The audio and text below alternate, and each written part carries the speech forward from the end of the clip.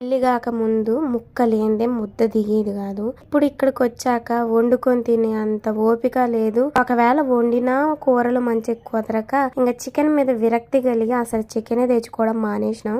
ఇంకా మా ఆయన ఏం చేశారంటే ఇవాళ చికెన్ తెస్తా వండవే ఎలాగో అలాగా మంచిగా వండానన్నారు. సరేలే అనేసి కొంచెం ఉల్లు దగ్గర పెట్టుకుని వండాను అనమాట. ఇవాళ కొంచెం పర్లేదు మంచినే కుదిరింది. మా అమ్మ అంత అయితే వండలేదులే కానీ ఏదో మామూలు ఒక 30% అయితే వండగలిగా. ఇంకా మా ఆయన నేను వండిందే మంచిది అనుకుని పాపం కళ్ళకు అద్దుకొని తిన్నారనమాట.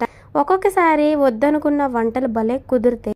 ఒక్కొక్కసారి ఎంత కావాలనుకొని అందులో ఏం వేసినా కూడా అస్సలు మంచిగా కుదరదు. నాకులాగా మీరు కూడా కామెంట్ చేయండి.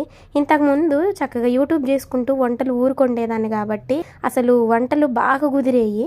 ఇప్పుడైతే అస్సలు కుదరట్లేదు, అలవాటు తప్పిపోయింది. మొత్తానికైతే హడావుడిగా చికెన్ అయితే వండేసాను. అబ్బా బాగుంది కర్రీ అయితే. మీరు వీడియోకి లైక్ చేయడం మాత్రం మర్చిపోవద్దు. బాయ్.